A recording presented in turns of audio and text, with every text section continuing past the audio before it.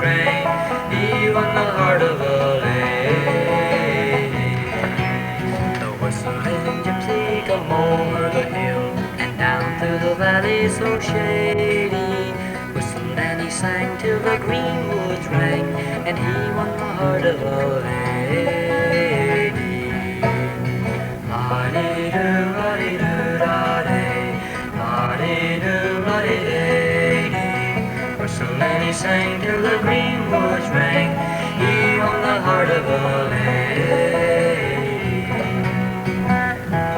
Gypsy, my father, she said, but Lord, all these lands all over, and I will stay till my dying day, a whistling gypsy rover.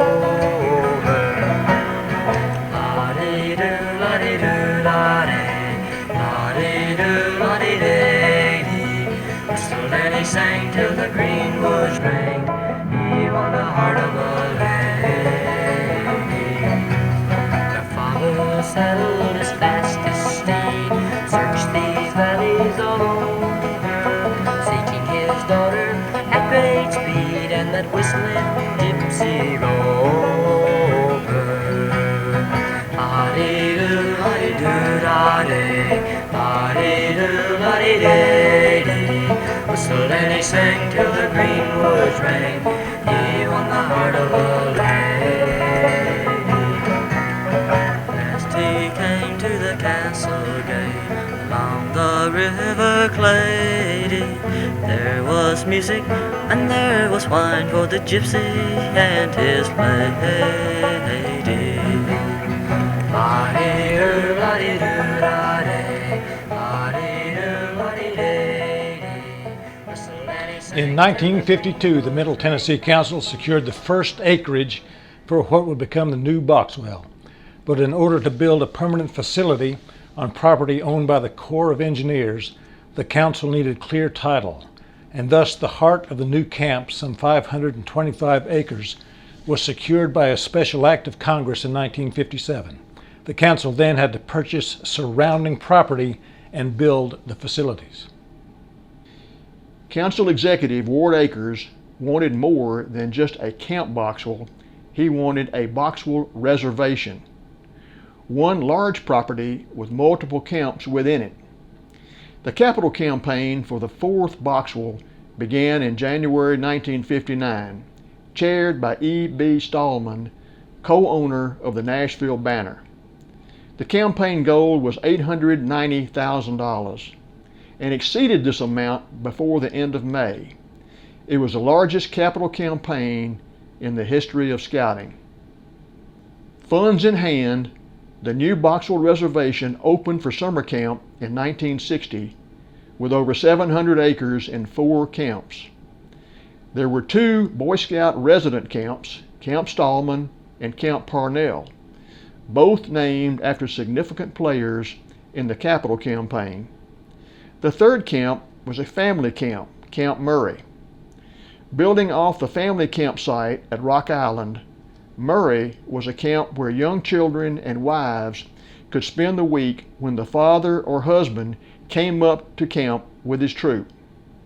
The fourth camp was a wilderness camp, and it engulfed a large undeveloped portion of the land.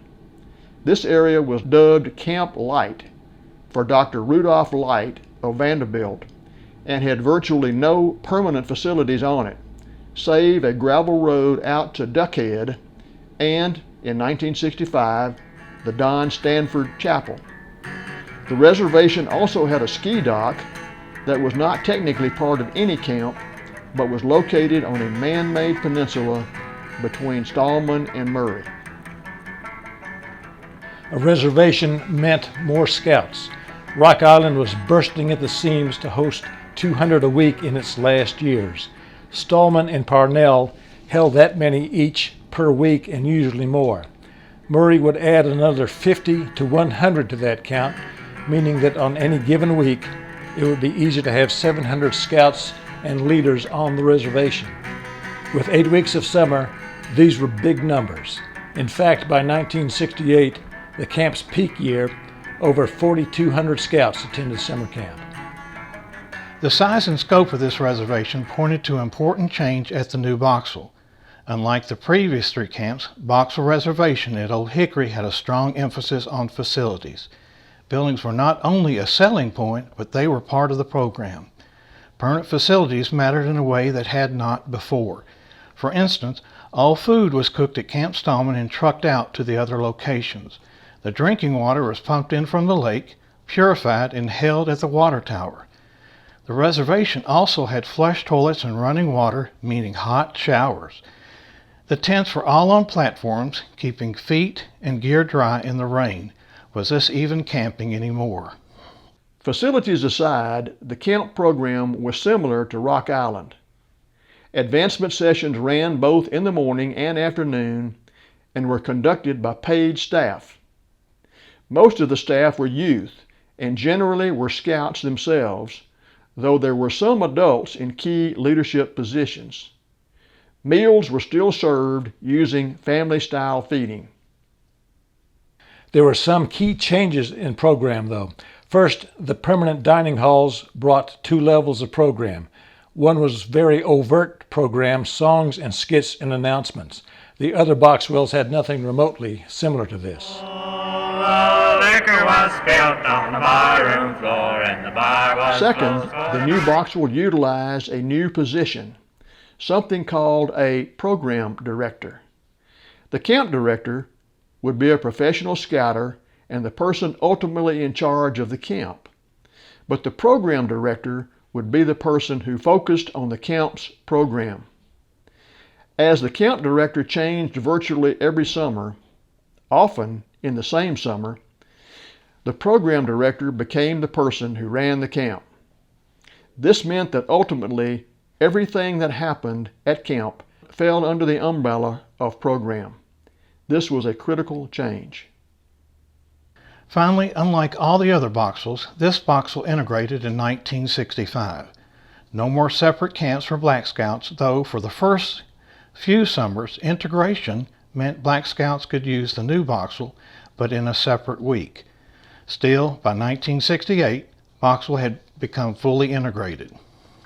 Akers also had the foresight to realize that a property this large needed some other revenue streams. In building the reservation, Akers had a series of ponds built on the property. Throughout the 1960s, dog hunting competitions were held at Boxwell in the off-season. This brought name recognition to the property and connected Akers with other moneyed people. The reservation was also a working farm, dabbling in cattle and tobacco regularly and experimenting with other money-making ventures like hogs and sunflowers. Even though construction never fully stopped at the new Boxwell, Akers' vision was still not complete. So, in 1972, another capital campaign was launched, this time with a goal of $4.6 million. This campaign would not only purchase and develop a canoe base, Grimes, and build a new scout office in Nashville, the Jet Potter Center, it would also develop 1 or more new camps at Boxwell, as well as several new buildings there. It was from this campaign that Camp Craig emerged from Camp Light.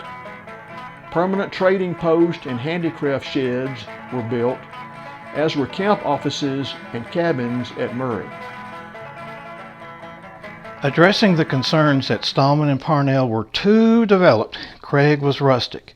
So rustic it started with no shower houses at all. In fact, at the very start, Craig used chemical toilets or kivos similar to outhouses but without the pits.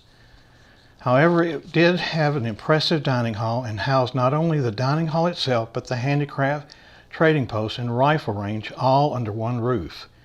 Leader protests quickly brought a shower house and more permanent pit toilets.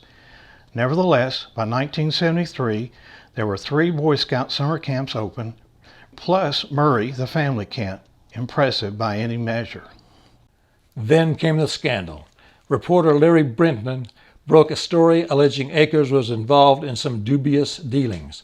Among the charges were that Akers was making more money than he should be, was engaged in nepotism in the council office, and was using his position to benefit the private camp one of his sons was running by giving him Boxwell materials.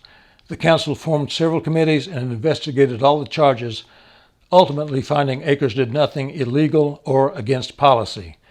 Nevertheless, for the good of the program and to remove any stench of impropriety on Tennessee scouting, Ward Akers resigned as council executive at the end of 1975.